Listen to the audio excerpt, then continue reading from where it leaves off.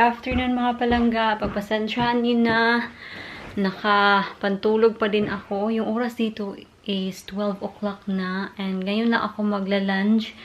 At ngayon lang din ako mag-breakfast. So, ito yung first meal of the day ko. Meron tayong leftover na chicken from last night. And nagluto lang ako ng pasta. So, yun. Ito yung ginawa ko. O, diba? Pwede siyang isahog sa pasta. Yan. Masarap.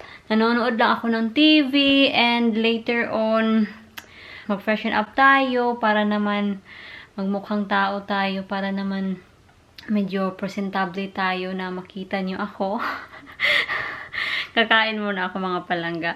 So, ito na mga palangga. Nakaligo na ako, nakapagbihis.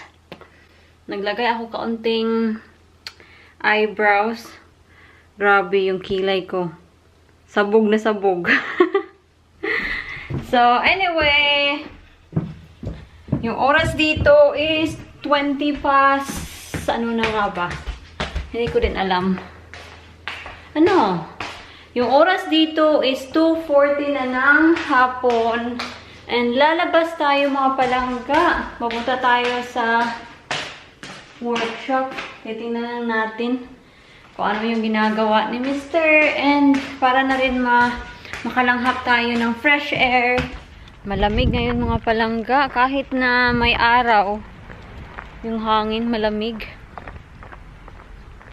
Mr. is doing something in his Range Rover.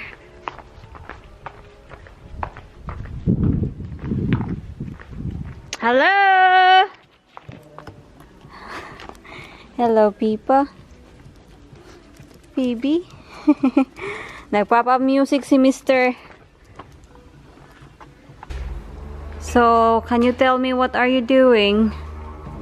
Putting this new rubber in here. It goes on the wind down window on the vehicle. I've just put it on once, but I put soap on it, but it's too loose with the under. It's so clean now. Is this the one that was very dirty before? Gosh. So I put the side windows in, they're all in there properly. You see, sliding window. I need to show them. Oh, you go. Ah. I don't know which one. The side windows there. Let me check. You know there was one that was missing, one in and one not in. So, tingnan niyo to. Nalagay na ni John, ni Mr. yung side. Is this one? Yep. Can I slide it? No. No? So, yan. Both sides. Yeah. So, yeah, looking good. Looking good. It's more of like a car now. Makikita nyo yung mga fingerprint dito pa. That's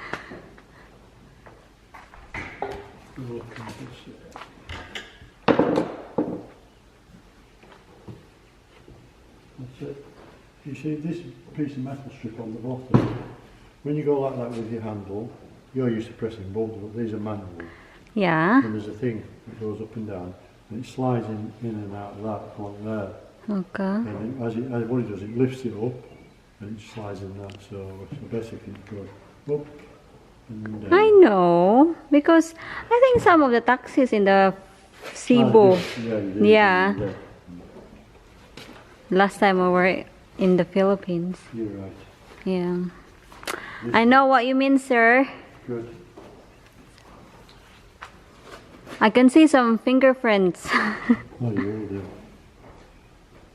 I will get clean with it. This is soap, basically. Yeah, well done. So,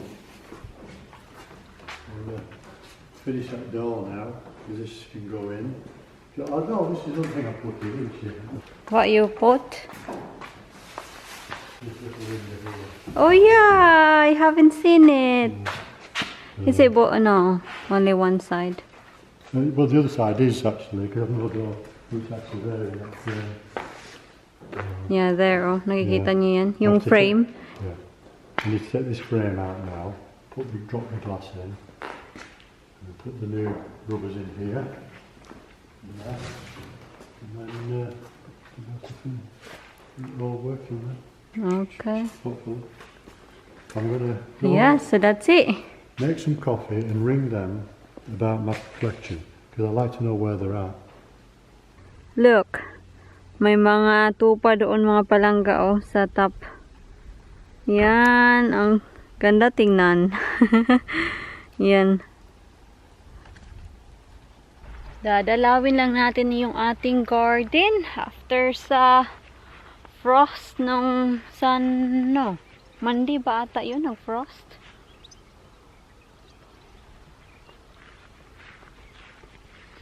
Nandito tayo sa ating garden, well, sa bukid, sa whatever you call it. Nandito tayo mga palangga sa ating garden. Binibisita ko lang sila kasi, oh my gosh! Oh my gosh! Namatay siya mga palangga. Oh no!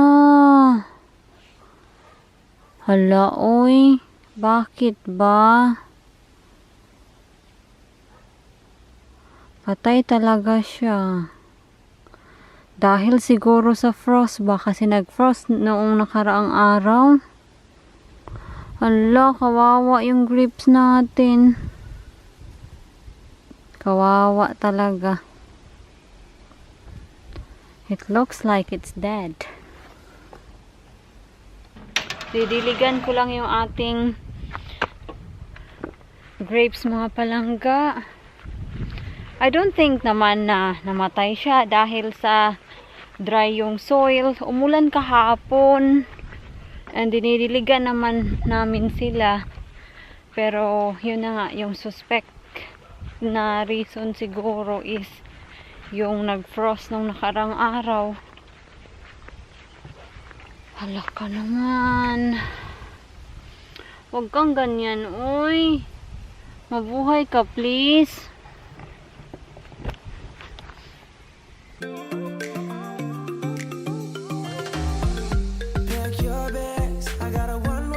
I hope lang talaga mga palangga na babalik siya sa kaniyang beauty.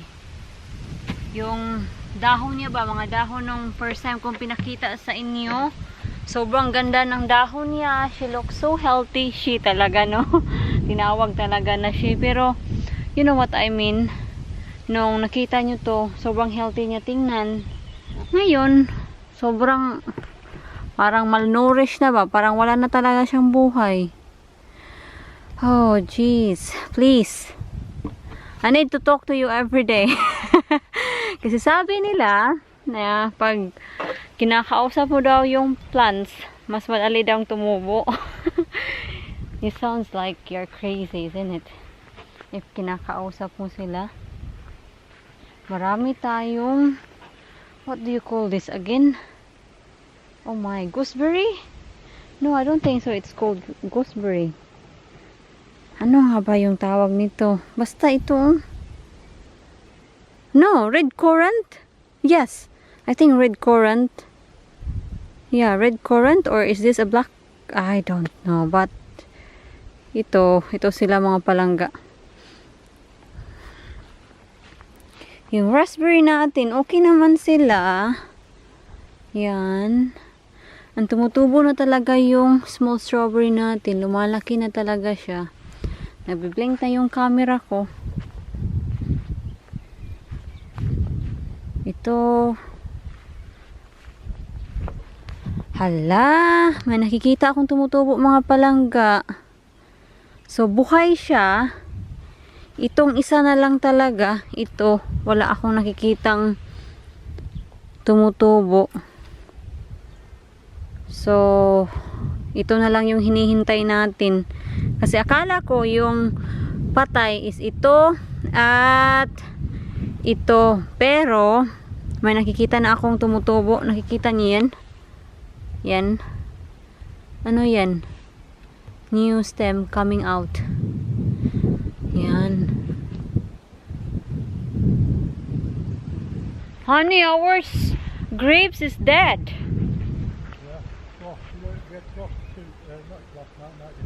Mm. Could have covered it up. Sabi ni Jan Frost daw. Yeah, look. Right, yeah. It's dead. Well, it's actually not dead. It's just done the leaves here. Yeah, but it's not looking good. No, well, it might come back. Thank you.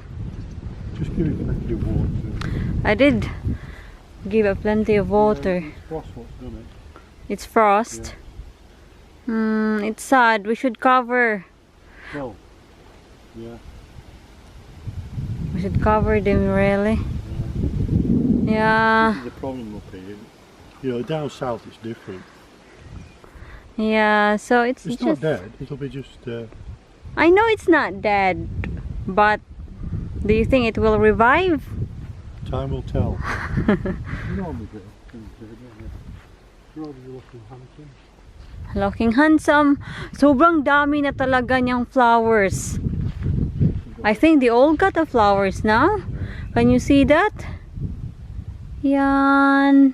It's got a lot on it. Yeah, plenty actually. And the new bed as well. Most of them now they got flowers. So we will have a plenty of strawberry this year, I think. Hopefully. Birds don't get them. So sorry, nalubat kanina. So ngayon naman, mag-start na tayong magluto. Kaka 3 o'clock pa lang. Pero kailangan natin siyang i-prepare kasi we're having cottage pie.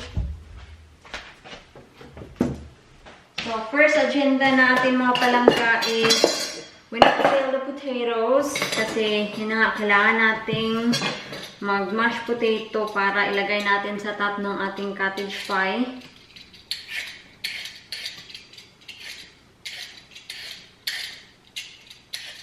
Hindi ako sure if itong mga potatoes na to gagamitin ko ba lahat.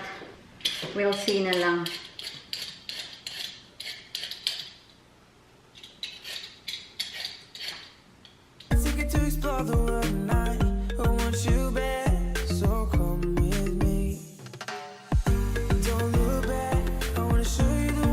So, sa lahat ng potato na nakita nyo kanina, isa na lang yung natira. This is our last potato sa ating fridge. Ito na sila. Papakuluan pa sila until na ma-soft. And then later on, we will mash the potato, put butter and milk. The way I normally do my mashed potato. So, yung cottage pie natin, gagamit tayo ng mushroom. Ito lahat. Gagamitin ko sila lahat kasi nakikita niyo naman yung mushroom natin. They look tired na. They look so bruised. Nagba-brown na sila so kailangan na silang gamitin.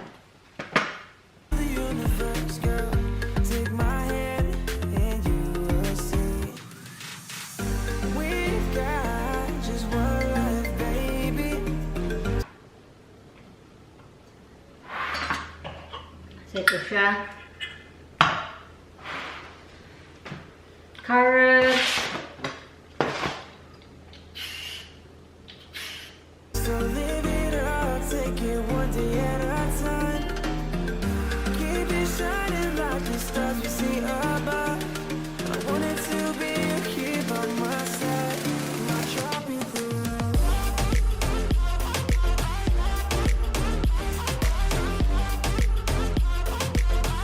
So, ito na. Tapos na tayo sa paghihiwa ng ating mga veggies, yung mga kailangan natin. So, ngayon naman, mag-start na tayo.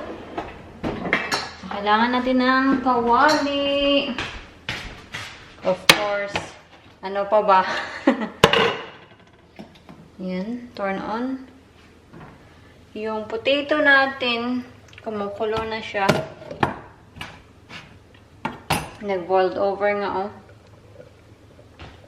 Maglalagay lang ako ng kaunting oil.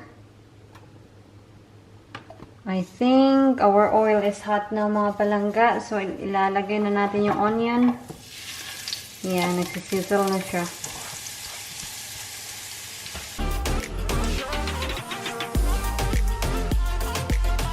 Sana, no? Hiniwa ko ng maliliit yung onion.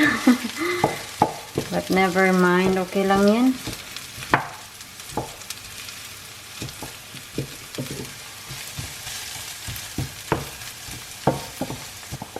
And ito na yung mince natin.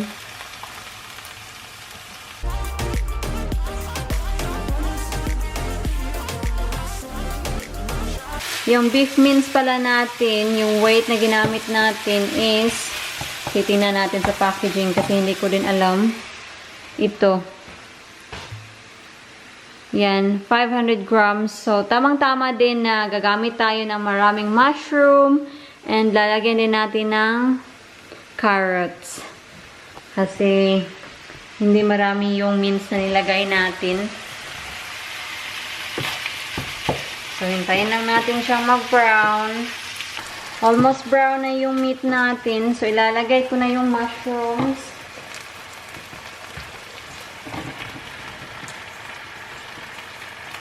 Oh, mali pala. Sana inuna ko yung carrots natin. But never mind. Well, to be fair, ilalagay ko na lang sila lahat since nag-error tayo. Yan, halo-halo na ba?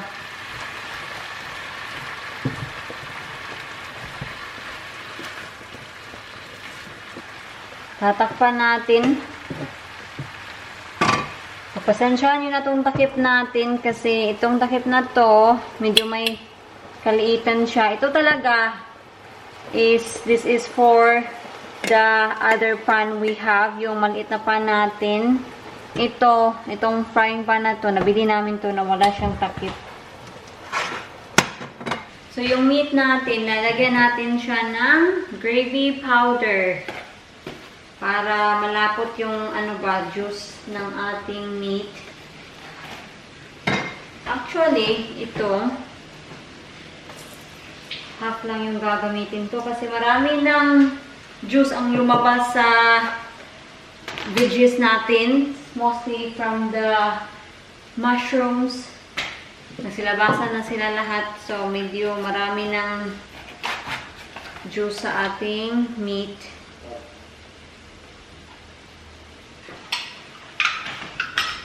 So, ibuhusan natin itong mga palangga. Lalagyan natin siya nito before natin i-adjust yung lasa. Kasi hindi ko pa din talaga siya natitikman.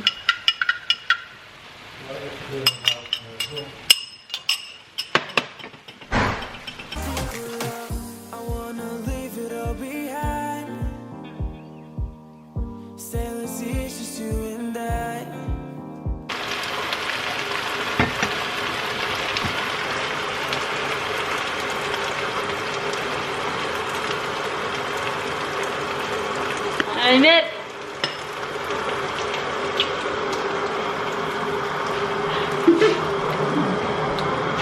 Kulang ng asin.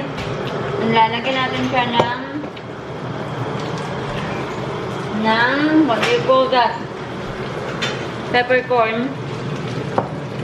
And napapaboil ako ng water kasi kailangan natin ng kaunting sabaw sa ating karning kasi medyo dry siya. Konti lang. So, pasensyahan nyo na talaga mga palangga. Itong vlogging channel natin, naging cooking channel siya. So, ito na. Marami-rami na yung tubig. Pepper. Lalagyan natin ng kaunting asin.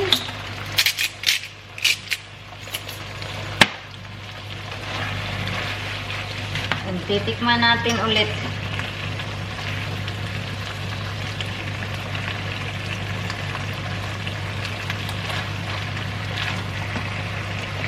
Masarap na mga palangga.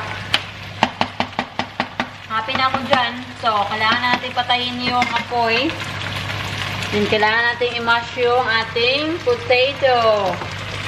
Kasi exactly 4 o'clock na dito. Yan. At preheat ko na din yung ating oven. Kailangan natin ng butter, milk. Iinitin ko lang yung milk ko. Sobrang soft ng ating potato. Exploring hidden caves or surfing waves into the night. I'm just thinking while mashing the potatoes, nasa isip ko, pag uwi ko sa Pilipinas, gusto ko ipatry sa family ko na mag-mash potato kami for 24 hours ba, walang rice. Ano kaya mafe-feel nila? That would be a good challenge, isn't it? Pasensyahan nyo na, tumutunog to kasi yung screw niya sabi loosen. So, what do you think mga palangga? Do you think that's a good idea? Mga kaya nila nakakain lang ng mashed potatoes. Of course, merong mga karne, mga veggies, pero instead of using rice or having rice, mashed potato yung pakain natin sa kanila.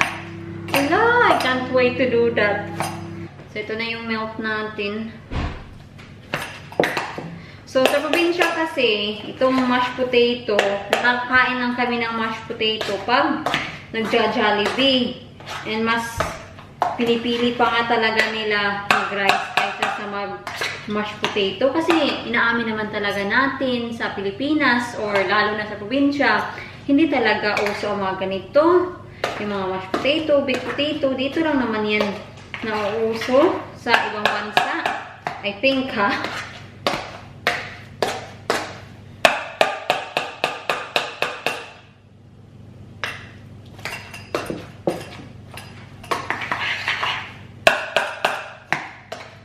Titikman lang natin. Happy na ako dyan. Yung natirang milk, magha-hot chocolate tayo mamaya. Ibabalik ko lang yung butter kasi baka ma-melt ba. Makalimutan ko pa. So, ito yung gagamitin nating dish. Itong rectangular dish natin. Ito yung bagong nabili ko. Dalawa sila and meron silang takip. So, pwede naman siguro itong, yeah, I think pwede siyang gamitin sa oven. Hindi ako sure, ha? Yeah. Pwede ba? I think ang mga ganito naman, pwede siguro mga palangga. Hindi ko muna gagamitin to. Kailangan ko munang tanong kayo dyan. Baka kasi sumabog to sa loob ng oven. So, ito yung palagi kong ginagamit mga palangga ito. At ito yung bago natin. So, nakikita niyo naman na medyo may kalakihan to and ito medyo may pagka-slim siya, di ba? Kita niyo yan? So, I'm not sure about this. So, mag-i-stick na lang ako dito. Kasi natatakot talaga ako. Sayang naman no kung gagamitin ko to and sasabog siya sa loob ng oven. So yun, wala na tayong hapunan.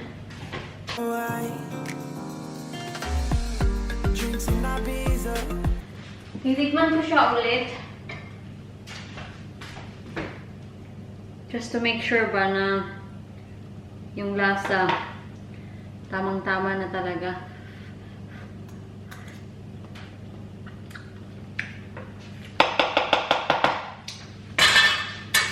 Sarap, ha? Exploring hidden caves or surfing waves into the night on the beaches of Hawaii. Drinks in Ibiza, anywhere you wanna go, baby, you just let me know. Sunny Indonesia. So, lalagyan na natin siya ng ganito. Pag ganito-ganito, mga palangga.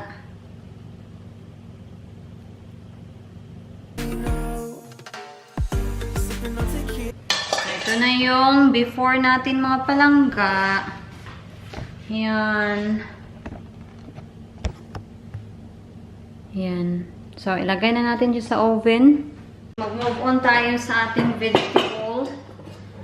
So, cauliflower lang and carrots. Alam ko naman na meron na tayong carrots na hinalo sa ating meat. Pero, magdagdag na lang tayo. Why not naman, di ba? So, ito na! Wow! So, nag-boiled over. It's not boiled over. Pero umakaw yung sauce. So, ito yung finished product ng ating cottage pie. Is it cottage or shepherd's? Cottage. So it's got bull in it. Yan.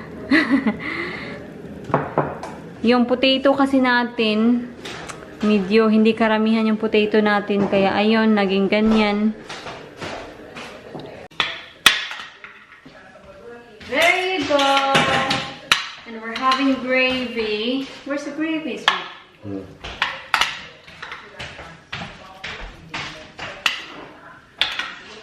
Are you very hungry?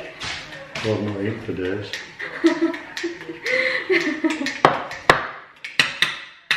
Come on, be careful, please. Just your veggies? Well, you can put a bit out there as well. Will do. There you go. Thank you. Bye-bye. So, kain lang muna kami mga palangga. And ito na. Yan. Pagpasensyahan nyo na talaga. Wala nang plating. So this is Mr.'s plate. And this is mine. I hope you enjoy it. I will. Thank you. You're welcome. Let's go.